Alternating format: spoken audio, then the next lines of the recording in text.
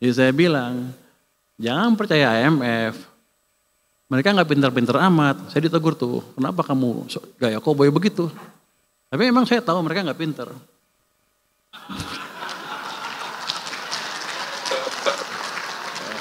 Ini nggak ada itu panitia menuduh saya. Kamu bilang IMF bodoh ya? Enggak, saya bilang mereka nggak sepintar saya.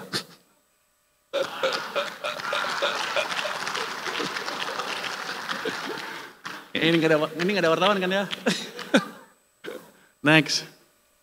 Tapi tahun 2020 saya dipanggil ke sana suruh bantu ke istana ya. Di sini posisi uang waktu itu di bulan Februari Maret ya. Ini minus 15%. Hampir kita hancur. Betul-betul dikeringkan uang. Kita paksa naikin. Kita di Maritim mana bisa maksa.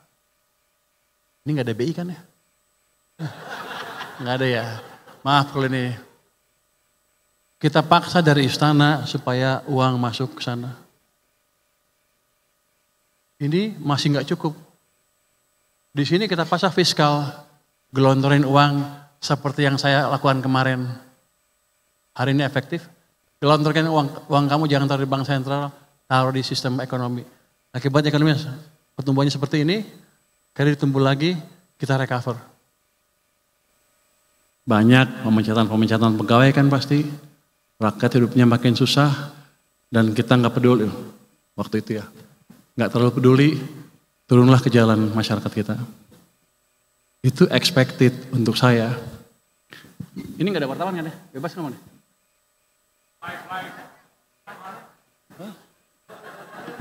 Masa gak aman nih? Aman ya?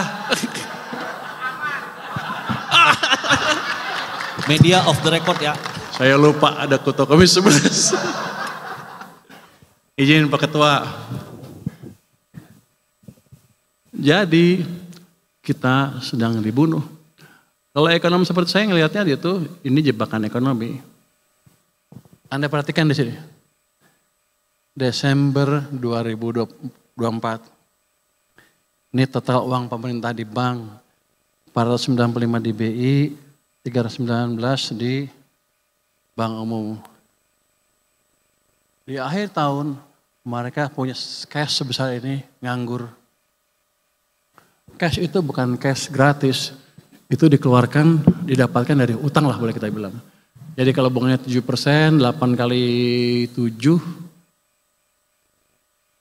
8 kali 7 itu 56 triliun bunga yang kita bayar untuk uang yang nggak dipakai. Itu efisien apa enggak? Saya nggak tahu. Tapi dari situ aja ada pemborosan, ditambah dari tadi dengan uang yang di sistem, ditarik dari sistem. Jadi kita punya dosa yang cukup besar juga. Cuman pengamat-pengamat nggak ada yang tahu. Pasti kalau Pak Roke tahu udah dikilas-kilas sama dia nih. Saya ingin mengucapkan terima kasih kepada Great Institute yang telah menghadirkan saya pada siang hari ini.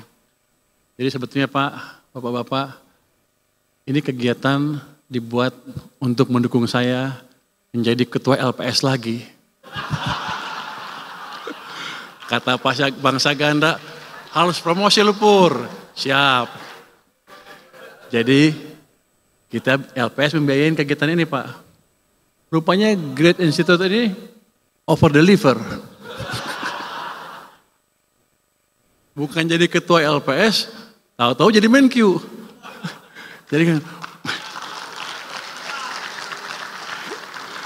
Jadi saya jadi bingung, Bangsa Ganda gimana ini? Anda salah strategi, kekencengan gasnya, pelanin dikit. Tapi saya bersyukur ditunjuk sebagai Menteri Keuangan, mungkin di posisi ini saya bisa memberi kontribusi lebih banyak dibandingkan di LPS mungkin. LPS juga lembaga penting, tapi duduknya di belakang. Kalau bank-bank jatuh, baru kita bekerja keras. Jadi, tapi di sana gajinya gede.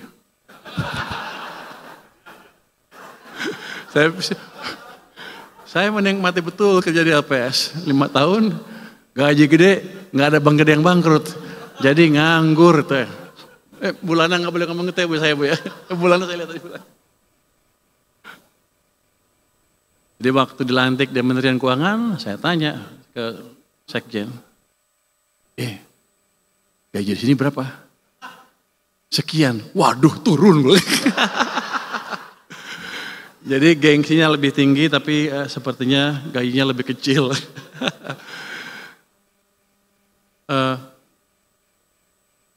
Saya insinyur dari ITB, kemudian belajar ekonomi. Kalau insinyur ITB bilang, orang-orang ITB bilang, lu insinyur yang tersesat katanya. Tapi kalau ekonom bilang apa? Kamu ekonom yang kembali ke jalan yang benar katanya. Jadi dua-duanya berguna lah. Ini udah waktunya 1 jam. Kita mau lihat transformasi ekonomi menuju pertumbuhan ekonomi 8%. Sebetulnya saya nggak terlalu siap karena kesana sini dalam beberapa hari terakhir ini. Jadi ini nggak tahu, mudah-mudahan masih pas gitu. Tapi ini nggak apa-apa kalau nggak pas. Itu memberikan ruang bagi Pak Rocky Gerung untuk kritik saya habis-habisan nanti. Oke, next. Kita lihat gimana sih kita ke arah sananya. Ini kita melihat tren pertumbuhan ekonomi Indonesia dalam jangka panjang. Itu sebelum krisis 97-98 mungkin rata-ratanya di atas 6, di sekitar 6,5% sampai 6,7%. Tapi setelah krisis 98 kita nggak bisa lari dari 5% terlalu tinggi. Kenapa? Apakah karena kita potensi pertumbuhannya tiba-tiba hilang atau karena kesalahan kebijakan? Next. Padahal kita tahu untuk menjadi negara maju di mana suatu negara keluar dari apa yang disebut middle income trap, suatu negara perlu tumbuh double digit selama lebih dari 10 tahun hampir rata-rata. Jadi kalau kita menerima nasib dengan tumbuh 5% aja, udah bagus tuh, udah bagus. Ya kita dikutuk akan tetap berada di middle income trap seperti ini. Seperti sekarang. Ya kalau lagi senang maju, ini kalau agak susah dikit, misalnya lagi down ekonominya, makin susah lagi. Jadi kita nggak akan pernah bisa makmur kalau begitu caranya. Jadi ketika Pak Prabowo bilang, kita akan menciptakan pertumbuhan ekonomi 8%. Saya senang juga, bagus nih, kita kejar. Nggak gampang, tapi mungkin. Next. Ini kita lihat, saya sebutkan tadi, negara-negara yang mengalami pertumbuhan, yang menjadi negara maju. Itu Jepang, kalau Jepang kan kita tahu sekarang pertumbuhannya rendah sekali, 0,1. Tapi kita lihat di tahun 60-an, tumbuhnya itu double digit. Dalam waktu yang cukup panjang. Selamat datang Pak Misbakun. Pak Misbakun bos saya, sebentar lagi saya menghadap dia di sore hari ini. Jadi saya harus sambut beliau. Yang di sebelah kanan, Korea Selatan sama juga. Double digit selama puluhan tahun. Contoh yang lain, Cina sama juga. Double digit selama 10 tahun lebih. Makanya Cina sekarang sudah mau menyaingi atau menyusul Amerika Serikat. Next. Jadi kalau kita mau menjadi negara maju, kita harus berani menuju menciptakan pertumbuhan ekonomi yang lebih tinggi. Dan senjata kita cukup besar. Kan orang sering bilang, globalnya rusak. Nggak apa-apa kalau kata saya. Domestic demand kita itu adalah konsumen ditambah dengan investasi, itu hampir 90% dari kekuatan ekonomi kita.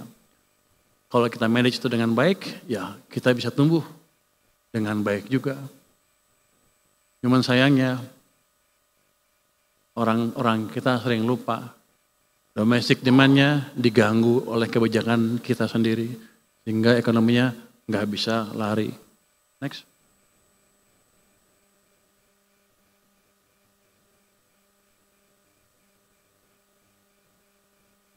Ada perdebatan.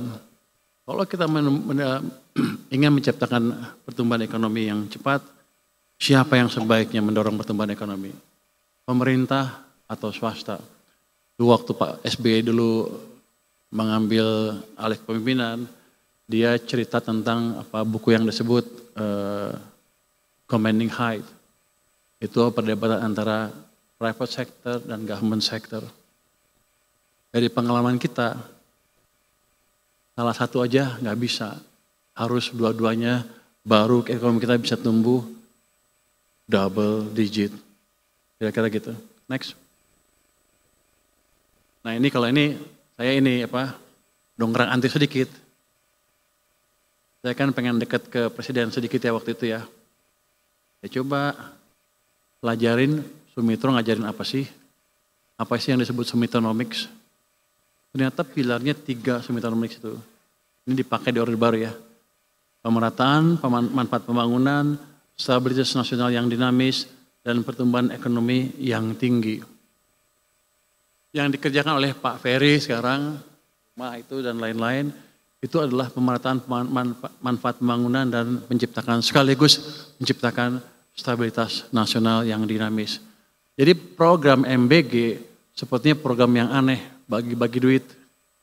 Tapi kalau kita lihat filosofi ini, sebetulnya itu tujuannya adalah untuk menciptakan pemerataan pembangunan dan sekaligus menjaga stabilitas sosial politik. Itu program yang baik, hanya perlu didukung oleh satu lagi yang atas, pertumbuhan ekonomi yang tinggi. Next. Kita akan cerita bagaimana kita bisa menciptakan pertumbuhan ekonomi yang tinggi.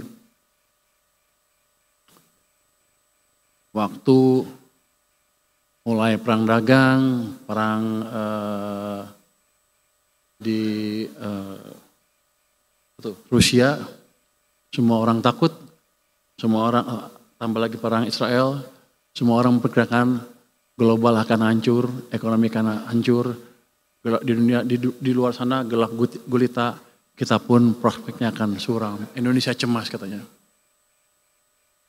Waktu IMF mengeluarkan prediksi, wah Indonesia akan turun ekonominya, dunia akan turun. Saya bilang, waktu itu ya, kalau sekarang udah nggak boleh ya Menteri Keuangan ya? Boleh nggak ya? Boleh kali ya? Ini kan boleh ya, ini kan aktivis semua.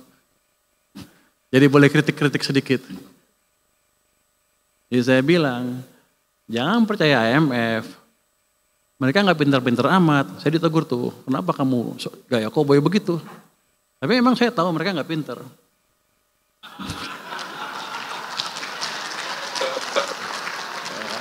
Ini nggak ada wartawan. Yang itu off the record ya. Terbukti. Dalam sebulan kemudian dia rubah lagi pertumbuhan global tadi diturunkan ke 2,8%. Berapa bulan kemudian dinaikin lagi ke 3%. Wah, kok begitu? Kita diturunkan ke 4,7. Berapa bulan kemudian lagi dinaikin ke 4,8. Saya yakin bulan depan dinaikin lagi. Menuju 5 lagi. Artinya apa? Memang ketika keadaan lagi goncang gitu, gak ada yang bisa memprediksi dengan akurat. Ya orang kita aja yang agak-agak silau sama orang asing. Begitu orang asing turunkan, kita ikut, kita akan suram. Saya bilang jangan takut, domestic demand kita kuat. Kita jaga aja, selesai. Tapi yang ini menunjukkan bahwa ya kita jangan terlalu takut sama prediksi-prediksi asing, mereka nggak sepintar kita juga. Nggak boleh ngomong gitu juga katanya. Nggak boleh ngomong mereka nggak sepintar kita. Itu panitia menuduh saya. Kamu bilang IMF bodoh ya? Enggak, saya bilang mereka nggak sepintar saya.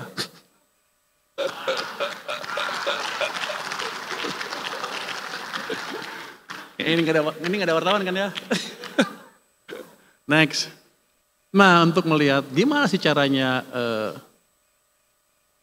menciptakan pertumbuhan ekonomi. Saya sengaja keluarkan gambar ini untuk balik ke teori ekonomi. Ini berdasarkan paper by Milton Friedman yang mempelajari The Great Depression, juga Bayer Mernanke yang mempelajari itu, beberapa paper dan sebagainya. Kira-kira bunyinya gini. Mereka belajar krisis 1930. Mereka teka-teki pada waktu itu. Kenapa bunga nol ekonomi Amerika masih hancur juga? Harusnya kan jalan. Terus mereka pelajarin. Walaupun bunganya nol, tapi uangnya tumbuhnya negatif. Yang ini M0 atau mereka bilang base money ya. uangnya tumbuhnya negatif. Ini yang artinya di sistem uangnya kering. Makanya ekonomi hancur. Itu yang menjadi landasan dia mengumumkan teori katanya, kalau Anda lihat kebijakan moneter, jangan dari suku bunga aja. Anda lihat, bahkan dia bilang jangan dari suku bunga. Anda lihat dari laju pertumbuhan uang beredar. Kalau pertumbuhannya kencang, berarti kebijakannya longgar. Kalau pertumbuhannya negatif atau nol, kebijakannya ketat di situ. Itu teori dasar moneter.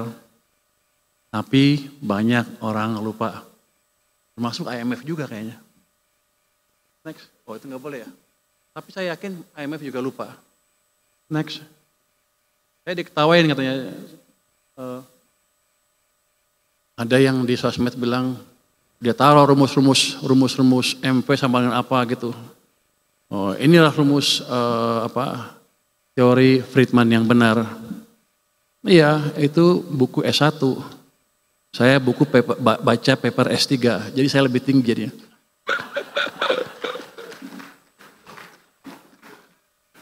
Ini menterinya banyak bercanda ya, biar aja lah. Gimana? Di perekonomian Indonesia. Ini nggak ada pointer ya. Sama. Uang amat berpengaruh kepada kinerja ekonomi kita. Saya tunjukin yang gampang-gampang aja ya.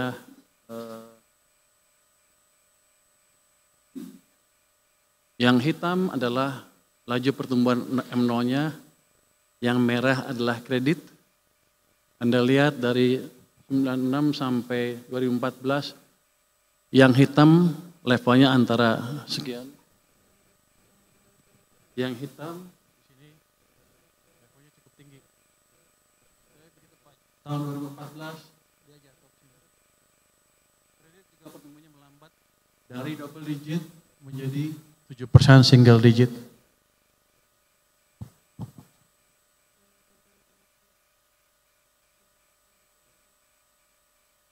Bahkan sebelum kita COVID kan 2020 nih. 2018 uang kita M0-nya tumbuhnya rata-ratanya hampir nol. Ekonomi kita susah. Jadi sebelum krisis, memang kita mode pertumbuhannya kalau saya bilang waktu itu, we are in a self-destruct mode. Merusak diri sendiri. Gimana waktu saya di mana ya? Saya di maritim waktu itu, saya nggak monitor ini. Di maritim saya asik mancing aja ngeliatin ini. Tapi tahun 2020, saya dipanggil ke sana, suruh bantu ke istana ya. Di sini posisi uang waktu itu, di bulan Februari Maret ya. Ini minus 15%. Hampir kita hancur. Betul-betul dikeringkan uang. Kita paksa naikin. Kita di maritim mana bisa maksa. Ini gak ada BI kan ya? Gak ada ya. Maaf kalau ini. Kita paksa dari istana supaya uang masuk ke sana. Ini masih nggak cukup. Di sini kita pasang fiskal, gelontorin uang seperti yang saya lakukan kemarin. Hari ini efektif. Gelontorkan uang kamu jangan taruh di bank sentral, taruh di sistem ekonomi. Akibatnya ekonomi pertumbuhannya seperti ini, kredit tumbuh lagi, kita recover. Tapi habis itu, jadi saya mau ngeritik Pak Rocky Gerung sedikit. Dia suka ngeledekin Jokowi nggak ngapa-ngapain. Ini Pak,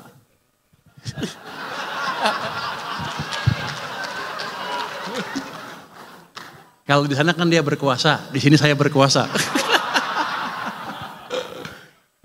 Jadi ini dipaksa intervensi langsung oleh presiden sampai ke sana. Jadi Presiden Jokowi itu berjasa buat kita, walaupun di sampingnya ada saya sih. Tapi setelah itu, nggak lama setelah itu, diturunkan lagi seperti ini. Seret. Ini yang Anda rasakan berapa tahun 2003-2004, pertengahan sampai akhir itu, ekonomi susah lagi. Keluarlah Indonesia suram dan lain-lain. Bukan dari politik, tapi dari ekonomi yang dibunuh penyebab utamanya. Jadi Pak Rocky mungkin sedikit belajar ekonomi lagi Pak. Gue seneng bisa ngedek dia di sini. Soalnya Pak Rocky setiap itu saya lihat tuh pidato Anda di itu menarik sekali, jadi saya ikutin ahli filsafat. Mumpung bisa kritik, saya kritik di sini. Kemarin sampai April sudah membaik, makanya saya bilang ekonomi bagus, nggak usah takut.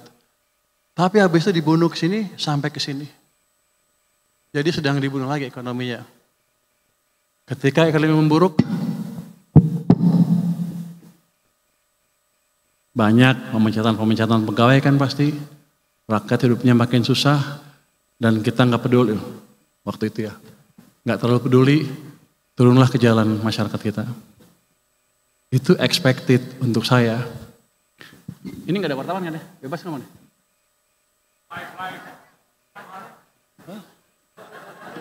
Masa gak aman nih? Aman ya? Media of the record ya. Saya lupa ada Kuto Komis 11. Izin Pak Ketua. Jadi kita sedang dibunuh. Kalau ekonomi seperti saya ngelihatnya dia tuh ini jebakan ekonomi. Tinggal tunggu jatuhnya kalau nggak cepat-cepat diperbaiki. Waktu itu awal tahun tidak ada yang memberitahu. Saya mau kasih tahu takut. Saya di LPS nggak boleh ngomong begini-begini. Kalau saya sekarang di keuangan boleh lah. Karena kalau LPS tunggu di belakang nggak bisa masuk ke depan. Bulan Februari tahun ini, waktu itu Pak Jokowi masih sehat. Saya ke tempatnya Pak Jokowi. Pak Jokowi, ini ekonomi mau hancur bentar lagi. Itu posisinya di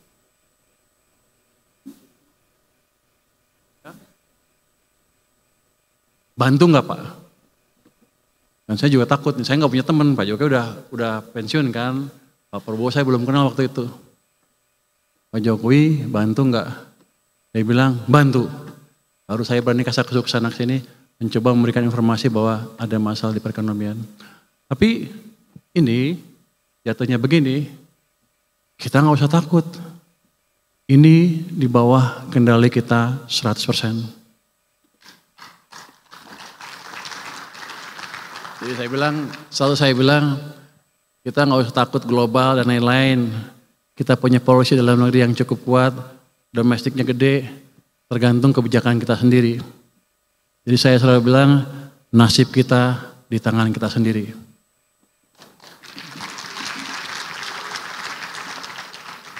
Ini kayak kampanye partai ya. Enggak, kira-kira begitu. Next. Nah sekarang kita lihat nih, kalau menuju 8, gimana sih caranya? Menuju 7 lah. Kita pelajaran nih, zaman Pak Jokowi, zaman Pak SBY, bangun infrastruktur sedikit kan, pertumbuhan ekonominya mendekati 5% rata-rata. Pertumbuhan kreditnya 21%. M0-nya 17%. Zaman Pak Jokowi ini kasihan, sepertinya dimusuhin. Begitu dia masuk, ini cuma berapa? Di bawah 10%.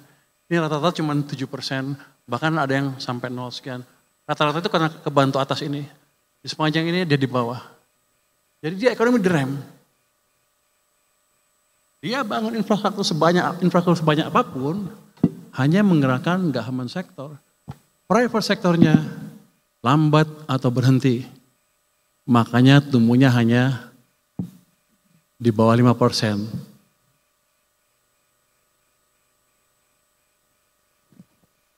Zaman sekarang, ini dibunuh. Private sektor pasti nggak jalan kalau nggak kita balikin nih. Terus government-nya juga masih baru, belum berjalan dengan cepat. Jadi kalau kita lihat apa? Sebelah sana mesinnya mesin swasta, 90% dari ekonomi. Sebelah sana mesinnya mesin pemerintah yang 10% dari ekonomi. Dalam 20 tahun terakhir ini, mesin ekonomi kita pincang. Satu jalan sana swasta, di sini satu jalan hanya pemerintah. Swasta 6, pemerintah 5. Gimana kalau dua-duanya dijalankan? Base-nya kan 6 kalau swasta. 6 tambah sekian, jadi 6,5%, 6 sampai 6,5%. Enggak susah-susah amat dalam waktu setahun 2 tahun.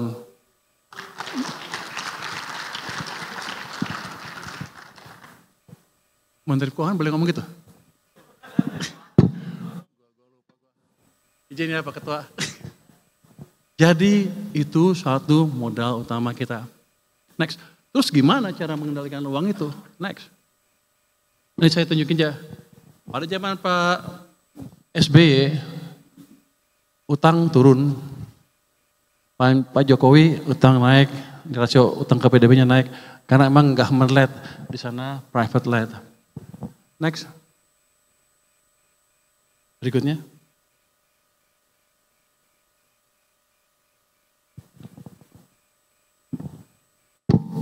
Ini gak ada wartawan kan ya? Hah? Aman? Hah? Live? Waduh. Next. Oh, udah gak apa-apa. Next.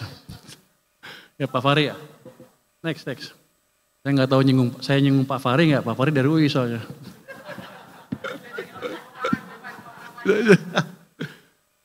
Salah satu yang penyebab kenapa uang itu kering dari sistem seringkali berhubungan dengan kemampuan pemerintah membelanjakan anggaran ya.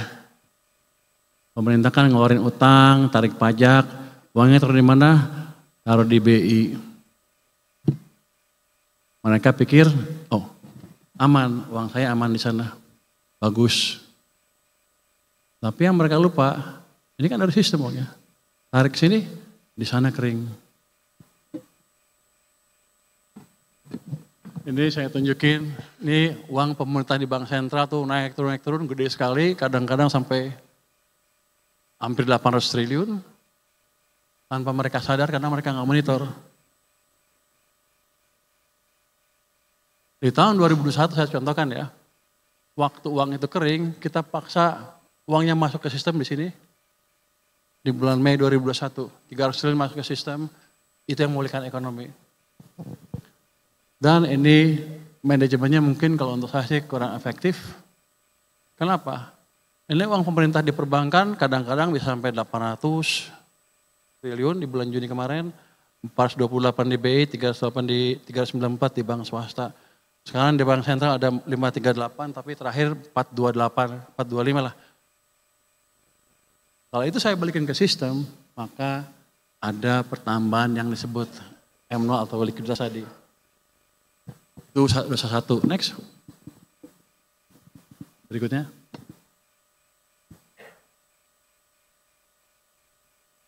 Oh balik sebentar. Anda perhatikan di sini. Desember 2024. Ini total uang pemerintah di bank. 495 di BI, 319 di bank umum. Di akhir tahun mereka punya cash sebesar ini nganggur. Cash itu bukan cash gratis, itu dikeluarkan, didapatkan dari utang lah boleh kita bilang. Jadi kalau bunganya 7%, 8 kali 7, 8 kali 7 itu 56 triliun bunga yang kita bayar untuk uang yang nggak dipakai. Itu efisien apa enggak? Saya nggak tahu. Tapi dari situ aja ada pemborosan, ditambah dari tadi dengan uang yang di sistem, ditarik dari sistem. Jadi kita punya dosa yang cukup besar juga. Cuman pengamat-pengamat nggak ada yang tahu. Pasti kalau Pak Roke tahu udah dikilas-kilas sama dia nih.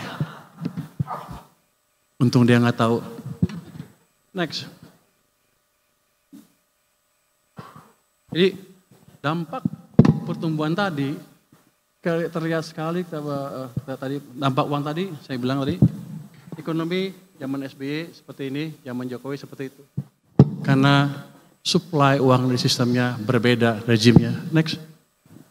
Tapi berikutnya. Berikutnya. Habis ya? Next. Habis. No, yang uang BI mana? Ada tadi.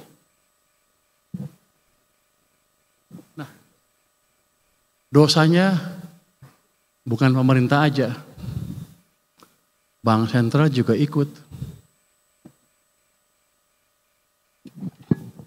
Ini adalah total open market operation bank sentral.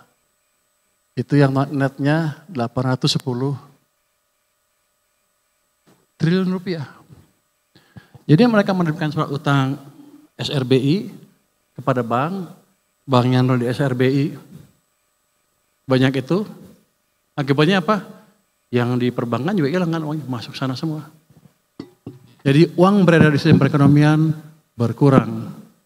Jadi angka pertumbuhan yang kecil tadi di akhir bulan ini, bulan lalu, 2 bulan lalu, itu karena dua otoritas kita mengeringkan sistem finansial, baik BI maupun keuangan. Akibatnya tadi ekonomi melambat dan kita susah. Ini gampang betulinnya. Balikin aja, potong 100-200.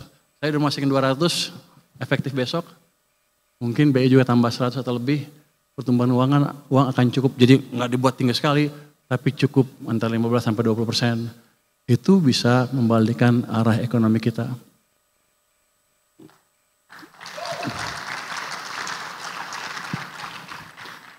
Jadi teman-teman nggak usah takut. Kita cukup punya pengetahuan untuk mengendalikan ekonomi. Nggak mungkin lagi kita seperti krisis 1998 lagi. Kita sudah mengalami beberapa krisis dan sudah teruji. Dan pengetahuan ini kita pakai di 2008, 2015, 2020, 2021 kemarin. Sudah teruji. Jadi kita bisa berharap ekonomi kita ke depan akan lebih cerah lagi. Nanti kalau bisa perbaiki ya 6 sampai 6,5% bisalah kira-kira atau bisa lebih cepat. Baru kita perbaiki engine-engine yang lain. Ini dulu, ini kan quick win. Sebulan 2 bulan udah kelihatan tuh. Swasta nanti akan mulai bergairah semuanya. Nanti kita cari engine-engine yang lain yang semakin mengefisienkan pergerakan ekonomi kita. Kalau ekonomi maju nanti industri juga biasanya industri juga maju tuh. Kalau industri maju, anak-anak ITB gampang kalau cari kerja. Jadi nggak ada lagi anak ITB yang kayak saya pindah ke ekonomi. Tapi nggak masalah. Jadi seperti itu. Jadi fondasi ke arah pertumbuhan lebih cepat bisa kita ciptakan dengan tidak terlalu sulit. Nanti kalau ke 8% baru kita gunakan effort yang lain. Misalnya reformasi birokrasi, perbaikan iklim investasi dan lain-lain. Tapi ceteris paribus ini bisa diciptakan. Next. Berikutnya.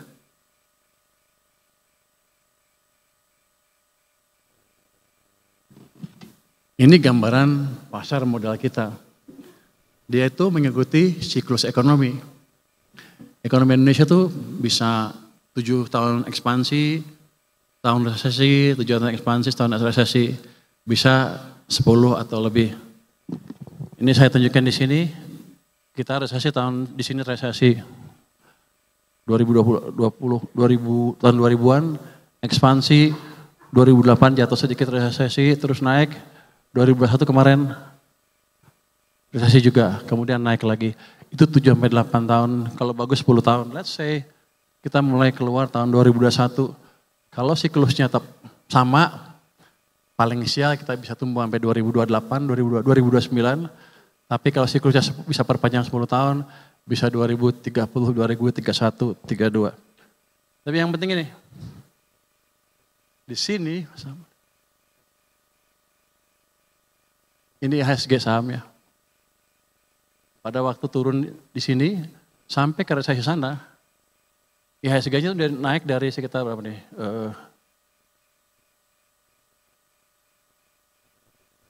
1.100 ke sekitar 5.000 lebih. Berlipat-lipat, 5 kali lebih. Itu juga akan sama nanti. Kalau sekarang seperti mustahil. Sekarang dibanding 10 tahun lalu naik 5 kali lipat. Tapi kemungkinan itu besar dan sudah terjadi. Dulu juga di sini di level 400-an kalau nggak salah. Pas ini diturun di 800, 900. Jadi kalau orang yang suka main saham ya beli saham lah sekarang. Ya Pak Tito ya.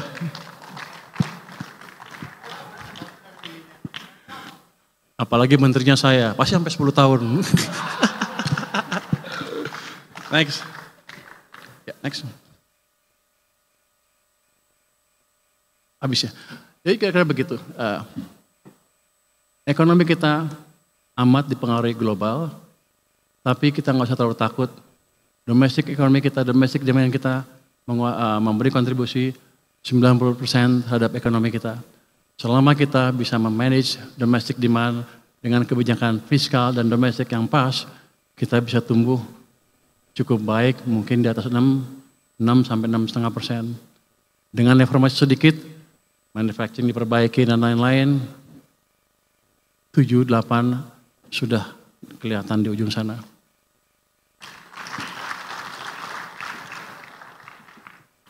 Terus Pak Menkyu mau ngapain lagi? Kalau cuman ngasih duit ke sistem udah selesai, berarti besok saya bisa pensiun. Tapi enggak seperti itu, masih ada banyak yang mesti diperbaiki. Seperti tadi, sebetulnya kan fungsi anggaran adalah menciptakan, antara lain menciptakan pertumbuhan ekonomi melalui program pembangunan kan. Banyak kementerian-kementerian yang penyerapannya lambat karena memang belum bisa atau masih baru. Menteri-menterinya dan pejabat-pejabatnya. Ya langkah saya ke depan ngapain? Saya pasti dalam jangka pendek, saya pastikan selain mindahin uang ke sana, saya pastikan penyerapan anggaran akan bisa lebih baik. Saya akan set up tim di kantor Menko Keuangan, Menteri Keuangan, lupa. Yang memonitor belanja masing-masing kementerian lembaga, dan kalau kementerian lembaganya nggak bisa, kita akan perbantukan orang kita ke sana supaya bisa lebih cepat menyerap anggaran, supaya dampak pembangunan terhadap ekonomi bisa terlihat lebih cepat.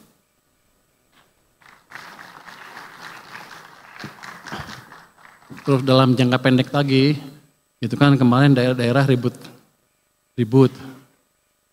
Karena anggarannya dipotong banyak, sehingga mereka menaikkan PBB gak kira-kira. Kita menjadi hal itu, nanti saya dengan Pak Misbakun, dengan izin Pak Misbakun ngomong sedikit di sini. Izin ya Pak ya. Mungkin akan memberi pelonggaran sedikit kepada transfer ke daerah. Tujuannya supaya tadi keresahan di daerah bisa dikendalikan sehingga keadaan tenang dan kita bisa membangun ekonominya dengan tenang itu. Itu saya perlu dukungan Pak Misbakun. Terima kasih Pak Misbakun sudah mendukung kami di Kementerian Keuangan. Depan akan seperti itu. Mungkin itu yang bisa saya sampaikan. Terima kasih semuanya. Wassalamualaikum warahmatullahi wabarakatuh.